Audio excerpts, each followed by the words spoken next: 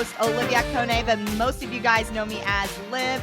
I am so happy to be here. The first episode kicked off just 2 weeks ago, and I've been waiting all week for this episode to drop. So for this next episode, I am super excited to invite four-time Paralympian, three-time Paralympic medalist, guided runner for the U.S. Paralympics track and field team, Jerome Avery, who is joining me today. Jerome competed at the 2004, 2008, 2012, and the 2016 Paralympics, and he earned a silver medal in 2004 for the long jump and gold medals in 2008 and 2016 in the 100. Jerome, we've been messaging back and forth. I am super pumped for this week, so thank you so much for joining me today. Thank you for having me. I truly appreciate, being here. Last time we talked was pin relays, so it's always good to touch base. Yes, it's always good to touch base. So tell me, how's life been? You're currently calling in from the U.S. Training Center. So how has life been for you recently? No complain. It's good. Now that the skies are cleared up, us Californians, we're big of a baby, but weather is perfect. It's great training conditions here at the Chula Vista Elite Training Facility. So excited to get the year started. That's awesome. And we're super excited to hear from you. I told you before we went live on the show that we've had so many questions get submitted for your episode. So I don't know about you, but I'm kind of ready to dive into all the action. But first, before we pull up some of the questions from the viewers of MileSplit, I need to know a little bit more about your journey. That's why I'm so excited. Like you mentioned, we met at Penn Relays. We had a chance to really connect there. But you've been a guided runner since 2004. How did this opportunity come about for you? Well, long story short, my whole dream was to be an Olympian. The first time, I'm gonna date myself a little bit, I'm the grandfather of track and field, so I like to say, especially in the field that I'm doing as a guide runner. So the first time that I qualified as an individual athlete was 2000, and I think 2000 I was just more or less excited to be there. I was young. I didn't know what I truly wanted. I didn't know if I wanted. I knew I was fast, but I just wasn't fast enough. So I was an athlete, but I wasn't a student of the sport yet. And got knocked out the first round. That was my awakening of, okay, I need to take this more serious if I want to take it to the next level. Opportunity presented itself to where I was able to train here in Chula Vista, which was at the time the Olympic Training Center for the next games, which was in 2004. So much more prepared, ready to go, made it out the first round, the second round, on to the semifinals. And then I get knocked out. So what do you do? What do I do then? For a lot of the viewers, I'm sure the Olympic Games are every 4 years. So do I train another 4 years or do I find something else to do? During that time of me being knocked out, within that week, I got a call from a good friend of mine who was a leg amputee and said, hey, Jerome, do you want to be a guide runner for visually impaired athletes for the U.S.? For the 2004 Athens Games at the Paralympics. And I thought to myself, free trip to Greece and Athens. I've never been around anybody who was blind. Why not? So I jumped to the opportunity to do it. And as an athlete here at the training facility, we're so talented in the United States. And one thing is, if you can't make the team and as an individual athlete, you're going to get out and we're going to bring in somebody else to do it.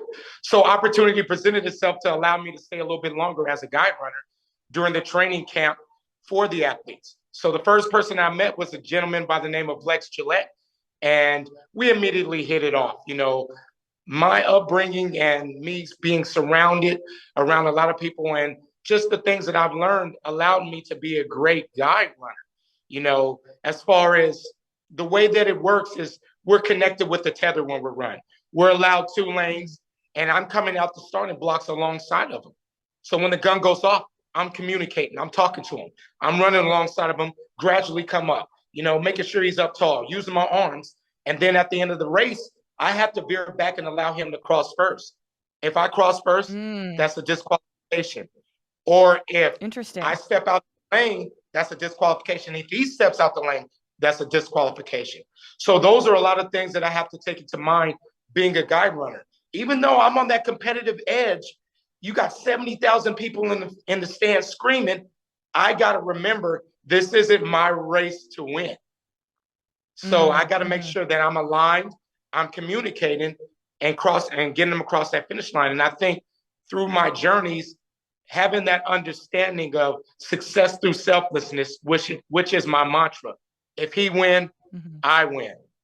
You know, that goes into a team aspect. If you win, I win. We're a part of one team. And that's what allowed me to have a lot of success in the sport that I do right now as a guide runner. Gosh, Jerome, that is so powerful to hear. I like I said, I've never actually heard your story, but the fact that you brought up a very valid point of just saying, hey, even though I kept getting knocked down, there was another window of opportunity for you to do something even greater. Like you're being surrounded by so many amazing athletes and they look up to you. And, you know, we're going to dive into this a little bit later in the show, but kind of my thought process, I know you said you knew someone that connected you to this side of the sport, but how, like, what are the steps into being a guide runner? Like, are there certain credentials or certain things that have to be accomplished for someone to take on that role? I mean, you first and foremost, you have to have an understanding that this isn't about you now. I came to the point in time to where I knew, okay, my career as an individual athlete was obviously done. So I was able to jump in the role a lot easier. Now that it's more visible being a guide runner and running in the Paralympics, running with the blind, it's a couple more steps to it. You know, I came in earlier on to where they were looking for someone that was fast enough to keep up with these guys. But now that we have so many blind athletes, men and women that are out there that are talented, the hard part is finding that person to understanding this is about them. I just so happen to be paired up with so many amazing athletes that are running fast. And that's what allowed me to be visible in doing what I do alongside of those athletes. But that's the understanding. Of course, you got to be faster than the athletes that you run with. And the communication aspect is very important. Being a guide runner, I learned how to paint a picture so any and everybody can see it. Mind you, when I first got involved, I had the blinders over my face just to get that understanding. Okay, this is what I need to start speaking up about. This is what I need to talk about while I'm communicating to the runner. I know as an individual athlete, running 100 meters, I need to be in that drive phase. I need to gradually come up. I know all of these cues, and I felt it was important for me to carry those cues over to guiding. So if you have that understanding, it's growing. The sport is growing, and being that the next games after Paris of 2024 is going to be in LA, we're definitely going to be looking for a lot more. We're definitely, and I might be out the picture by then, but we're definitely going to be looking for a lot more guide runners. And not just in the sport of track and field and tandem bicycling. So there's opportunities as a guide throughout the sports. Would you say there's kind of like a shortage of guided runners right now, or just talk a little bit more about that aspect of like what that kind of looks like for you guys?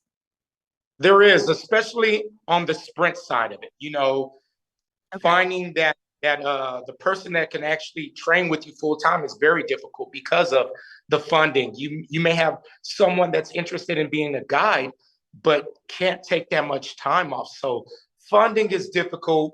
Finding that time to pair up each athlete, it's also a little tough.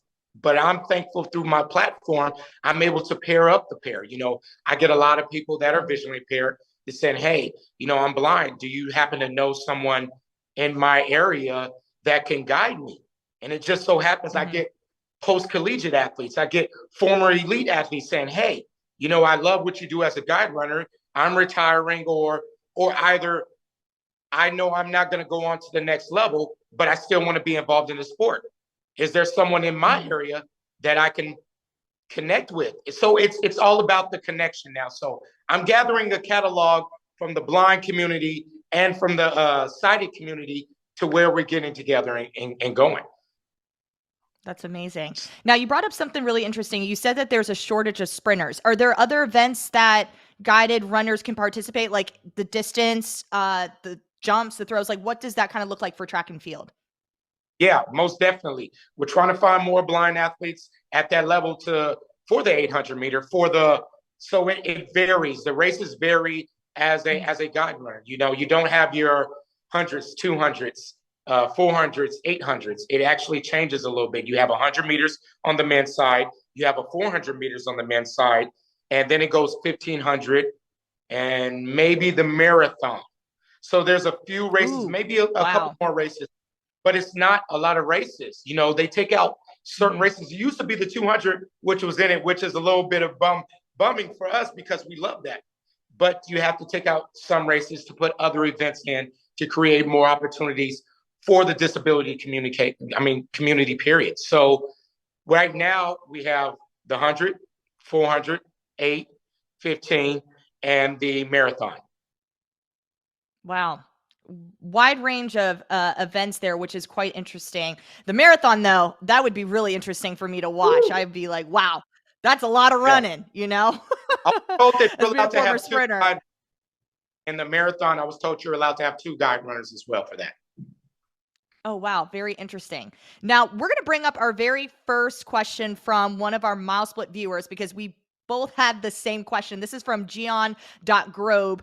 And his question is, what goes into the process into making that decision behind pairing you with an athlete? I know you mentioned like you have to be faster than the person that you're guiding, but like what else is involved when it comes to pairing you with another athlete? And do you typically run with more than one athlete at a time, like one that you're guiding, or is it just one athlete that you're focusing on?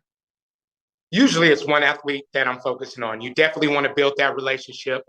A lot of our connection comes off the track that actually equivalent on the track. You know, having the common goal with each person that I've worked with has been our success. They want to be great. They want to be the best that they can be. I want them to be the best that they can be. So it starts with that common goal. And also having an understanding of, you know, what got you there will keep you there. The success through selflessness, and just it's not about you. If you can do that, if you have that mindset of running alongside of someone and just being able to communicate with the speed, the strength, and just the communication, you can be a guide runner. And it's kind of easy to pair up. Normally, it's by height. You want to be somewhat of Okay. the same height, but I've been able to pair up because I'm much faster than the athletes that I run with to pair up with any height. All I need to do as a guide runner, you have to mimic the athlete that you run with. They can't copy your running technique. You have to copy their running technique. How much practice do you guys spend? Because I feel like there's a lot, like you have to all be like the same stride pattern, and as you mentioned, close about same in height. So, what goes into practice? What does practice look like for the both of you when it comes to just being able to compete and train with each other? Oh, we're training together full time every single day. We train 6 days out the week. You know, lighter days, we're on the track together full time, but he has a strength coach. And I also want to bring it back. So as a guide, I consider myself more or less an assistant coach. We still have a coach because, you know, as a runner, I can't technically run alongside of him and check his technique out. So I need those eyes too as well to make sure that he's in his right position. He's up tall. And it's important for me to remind him of those cues. Stay up tall. Keep your body up tall. Stay relaxed. Bring your knees up. You know, I can use my peripherals, but only for a certain amount of time because I'm running with them. Now, how much energy do you exert? Because I just thinking about sprinting and having to communicate with my partner here, I feel like that takes a lot of practice and a lot of time. How much time did you have to like when you were coming off from what you were doing before on the track to now being a guided runner? How much time and how much practice were you putting in to make sure like, hey, I'm being able to communicate with my partner efficiently? You know, as a full-time guide runner, we train full-time together. So I have to get in all of his intervals. But because I am faster than him, his intervals shouldn't affect me as much to where I can do a couple of more after he's done at my pace. Because not only do you want me to be fast, but you want me to be much faster than the athlete that you're running with. So say, for example, we have 4 150s. His tempo shouldn't truly affect me. That's why I'm able to communicate while we're running with him. So after we're done with his race or with his tempos, I'll have maybe 2 more at a much faster tempo. And that usually helps me, helps my lung capacity, and allows me to continue to talk and run at the speed that I'm running at. I love that. Within your career, Jerome, you've earned 2 gold and a silver medal at the Paralympics. How have you been motivated over the last several years, because you've been doing this since 2004, to help someone else earn a medal? I know, I'm pretty sure it's quite rewarding for you as well, but how do you just stay motivated to keep going?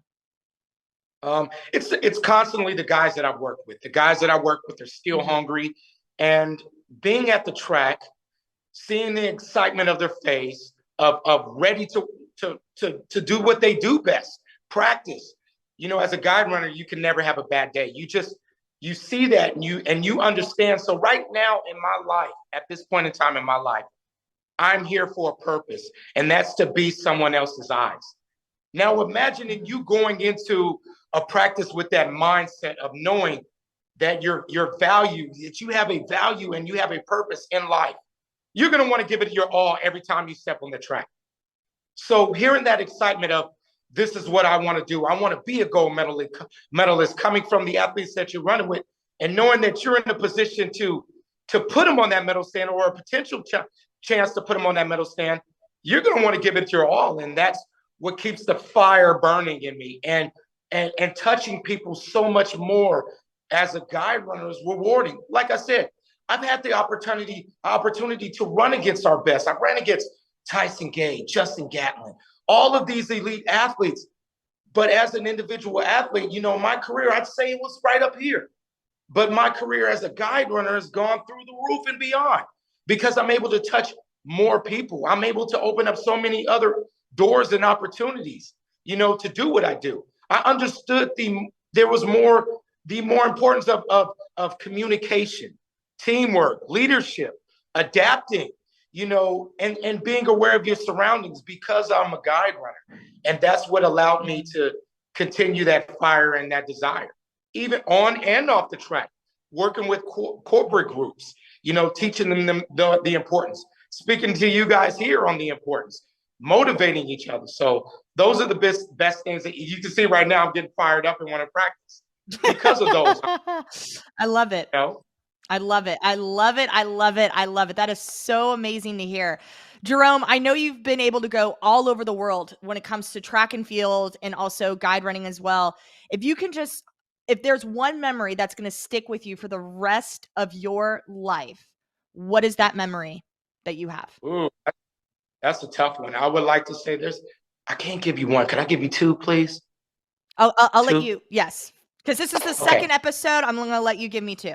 Boom. There we go. Good job. Good deal. So the first one would definitely have to be the first experience of me guide running, and putting someone on the podium in 2004.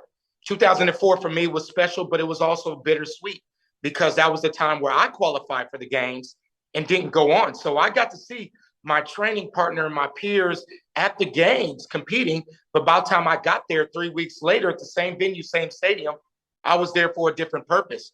And it wasn't up until the time that I put someone on the podium, saw the medal around them, and then that's when I said, okay, this door has closed for me as an individual athlete, and the door has opened for me as a guide runner.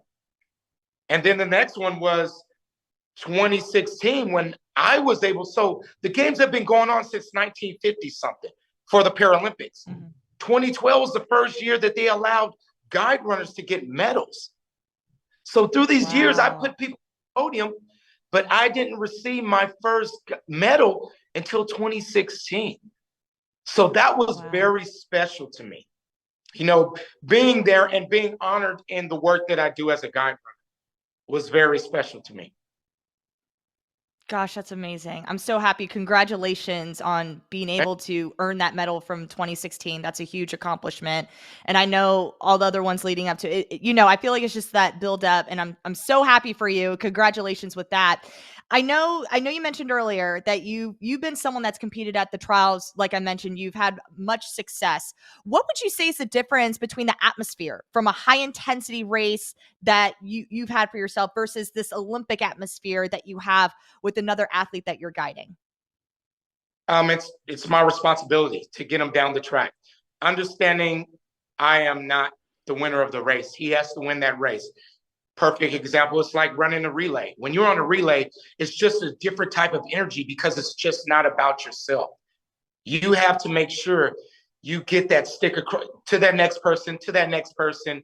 And, it goes like that. So having that understanding that it's not about yourself, it's something that is so precious and valuable. And I just took that full throttle and it just so happened to work for me. Wow. All right. This is terrible placement on my part because I was like, hey, we have questions that are being submitted, right? But before we go actually deeper into those questions, underscore unknown J4 submitted a question that I also had a question for as well. And we'll have that one up on the screen for you in just a moment. What's next for you? And what does the future hold? Like, what are the goals that Jerome Avery has right now? So working on a book right now. I'm very excited about that. Working on also, like I was saying, you bringing in more guide runners and more blind athletes. Me, and I'm partnered up with two other amazing guys, Joe Gray and Lex Gillette, who I run with. We're going to a lot of blind schools all over the United States, trying to find those Lex Gillettes, those David Browns that I ran with, the Josiah Jamesons, all of these elite athletes. We're trying to create that community of visually impaired athletes. So doing that, not only that, but getting ready for World Championships, which is this year in Paris, and Pan American Games in Chile. But of course, the big picture is 2024 back in Paris. So that's the ultimate goal, going back to Paris 2024, and paired up with Lex Gillette, hopefully ready to win another gold. So awesome. And we're going to be wishing you all the best. So definitely keep us posted there.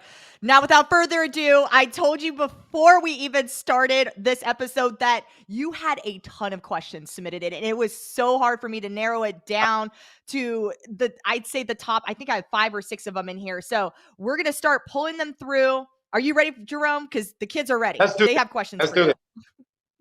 Awesome. Okay. Question number 1 is from Taylor Knight 02. Does it take a long time to learn to guide / how to be guided? I fell into it, but one of those things is if you've ever done a 3-legged race, a potato sack race, you already have the cadence. So the cadence matches exact. And also, if you have great rhythm, that definitely helps. It's all about rhythm and talking, of course, but it doesn't take too long and practice. I mean, I would say pair up with someone, put a blinder on them, and practice. It doesn't take too long. Now, going at the speed that you're going at, that might be the difficult part. But of course, practice, that's where it starts. All right. Go to practice. I love that.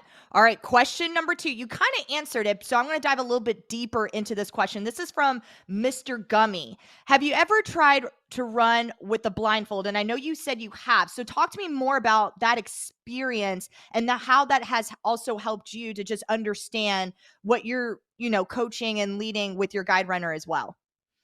I know Mr. Gummy's from Jersey, so I know who that young man is. Could you repeat it? I got excited now. Yes. Have you ever tried to run with a blindfold on? I actually have. So how was that experience? How was that experience like for you? It's scary, especially if you have sight and then you go in and take away your sight completely. It's very scary. I challenge people to do it. Go to a huge open field, put a blinder on, and try to run full throttle.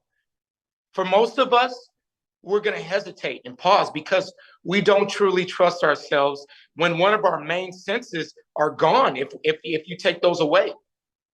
So that's scary, but definitely try it. I definitely recommend it, and it allow you to put yourself in someone else's shoes. And then that's where it became important for me to understand, like I was saying, paint that picture so someone else can see it. You find different ways to be creative working with someone that's blind. Awesome. I love that. Question number 3. You knew Mr. Gummy. I know this next guy here, MileSplit Corey. If you watch On the Line, he is one of our co-hosts. What's one misconception about the work you do that you would like to educate others on? A lot of people think that we're just running alongside of of the athlete, and then that's it. But it definitely takes a lot. It takes a lot, like I was saying, you have to communicate. You have to be aware of your surroundings on the track because there's a lot of disqualifications that happen as a guide runner. You get guide runners, and it happens at major competition to where they cross before their athletes. Their athletes train for 4 years, and they get overly excited, cross before the athletes. The athletes get DQ'd, and there's no gold medal, there's no silver medal or bronze medal, and that's tough. That's a tough pill to swallow, to have that understanding that you should have known that this race isn't about you, but we get excited too because we're in that competitive field. We got to bring ourselves down. Not only that, you're sitting in these call rooms. You're seeing the anticipation of the athletes to have that mindset too. Now you're becoming a sports psychologist in a sense because you're trying to figure out, how do I calm the athlete down that I'm with? And me, I know that the athletes are ready every time we step on the track. And one thing that I really love to do is be loud when we're in the call room. So you have these other athletes, these other competitors looking at either David Brown or Lex Gillette of nervousness. And I'll sit in the corner and I'll say, are you ready? And as soon as I say that and it gets quiet, everybody's focused on them. And I know with that being said, that's putting the athlete in his mindset like, oh yeah, it's showtime. It's showtime. It's showtime. And it may be psyching people out a little bit, but that's why I'm there. I'm there to motivate you and get you down the track. And that's tough. It is. That is for sure. Now, that actually kind of leads into the next question. This is from Noble04. How do you get past the mental blocks? And maybe how do you help your guide runner get past some mental blocks as well? I think for me, perfect example, I know personally as a guide runner that I'm faster than everybody out here. I'm faster than the other athletes that we're running with. It's me making sure the athlete, of course, is there. And it starts at practice, of course. You make your mistakes in practice so you don't make them in the competition. And that's one thing that we really focus on doing. Though that time together, we have to make sure that we're in line, we're in tune in practice. As a guide runner, I also need to be guided as well in order to be successful. So that feedback that I'm hearing from what he's saying is very valuable. He may not like me saying, okay, stay in your dry phase, lean in. If we're running the curve, he may want some more cues. He may want me to say more. So these are the things that we work on. So when we step on that track, we're prepared. So like I said, it starts with making those mistakes in practice so you don't make them in the competition. Yes, I preach on that. Make it happen, make it happen at practice, and then you learn from it. You carry it over to the competition, and it's smooth sailing from there. I love that. Two more questions for you, Jerome. This one, Unknown J4 has really been on top of it with the questions. So I'm using their submission twice this show. If you have one tip to give to a high school track athlete, what would it be? Keep doing what you're doing. There's so many opportunities out there for us. Perfect example. My dream was to be an Olympian.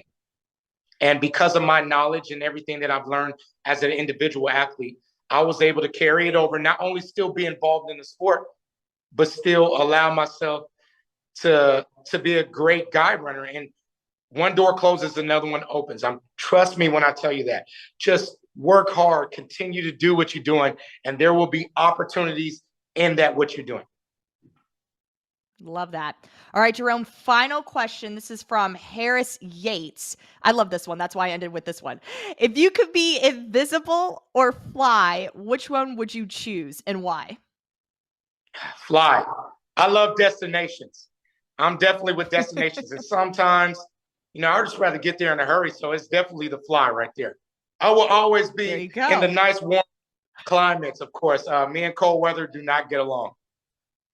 I'm right there with you. I don't do the cold either. So I don't blame you at all. Jerome, before I let you go, like I said, we had so many submissions when it came to questions for you. Where can our MileSplit fans how can they stay connected with you? I know you're on Instagram. Where can we find you? And also I know you're writing this book, so I don't know if you have a date yet, but let me know when that book drops, because I definitely need to have one in my hands for sure. Book will be out possibly, hopefully by mid of next year. Now, where you can find me, I'm very visible, of course, on Instagram, _ Jerome Avery _ and I'm constantly posting on what I do here as a guide runner. You'll see the guys that I'm working with. You'll see the environment that I'm around constantly. And I love to keep a healthy environment. And is very important. Stay away from that negativity. And I surround myself with positive people all day long, whether it's from the athletes, it's the coaches. I'm also always posting my dog and my plants as well. Yes, of course. And the plants. I love the plants as well. And that dog is so cute. Jerome, thank you so much for joining me today. Like I said, I was counting down the hours today of when I was going to connect with you. It's always a pleasure to see you, and wishing you all the best this year. Stay healthy, stay strong, stay fast. And I'm looking forward to seeing you soon. Take care. Yeah. Thank you so much. Thanks, Jerome. All right, you guys, that was Jerome Avery. Like I said, I've been so excited to connect with him. He is such an amazing athlete. Make sure you give him a follow on Instagram, all of the things. So now let's move into the final piece, which is Liv's thoughts for the week. And honestly, I had something down, but Jerome just has me so pumped up right now. If you have been underneath a rock this whole weekend, I'm going to keep you in the loop here. This has been an exciting week of track and field. We've seen 2 national high school records go down in the girls 300 meters and also the pole vault competition as well. And there have been just so many all-time best performances that were set as well. So it's easy, I feel like, to get caught up in the competition and just kind of seeing what everyone's doing, right? But I'm here to tell you, and I want to remind you, stay in your own lane. Do not get distracted about what is going on around you, because everyone's journey is so different. And I love, like Jerome even talked about it, how his goal was to make an Olympic team, right? And he wasn't able to do that, but that doesn't mean he failed. There were just another door of opportunity for him that he was not aware of. And it also had to do with the people that he knew, the people he was surrounding himself with. He was able to connect with someone that opened up another opportunity for him to do something even greater than what he thought he could do before. Just imagine that. Like, that is so amazing. I love, and I've heard this from so many people, but we all are our own author. You are the author of your own story. You are the person that is control of what you do. You own a pen, get some paper, and write it out. Like, this is whatever day you're watching this, that is the day that you're writing for. So think about what you want to achieve this season. Maybe you want to set a new PR. Maybe you want to set a new state record. Maybe you want to get into your dream school. Maybe you just want to make the varsity team on your track and field and cross country team. Whatever that is, what action steps are you taking right now to get to where you want to be? Do your actions align with your goals? Jerome has me so pumped. I am so excited. Thank you guys so much for joining me for this week's episode. So I want you to ponder on my thought of the week. Also, my email address, olivia.ekpone@flowsports.tv. I want to hear from you guys. Remember to check out our Instagram stories, our Twitter, to hear which athlete will be joining me on this Live and Learn podcast for the next episode, so you guys can submit your questions and have a chance to get them answered. You can also email me as well. Feel free to do that, because I want to know which athletes you want to hear from. So you guys, take care, conquer the week, and I'll see you next time.